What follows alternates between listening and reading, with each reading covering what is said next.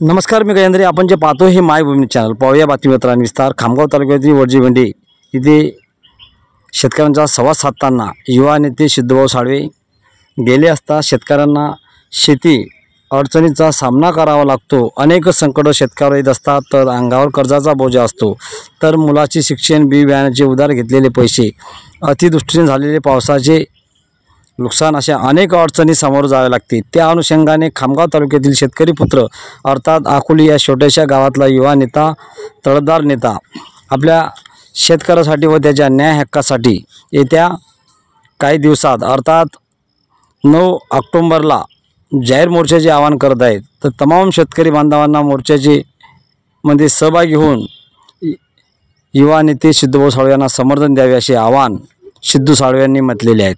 मायभूमी न्यूजसाठी गजेंद्र, बुलढाणा.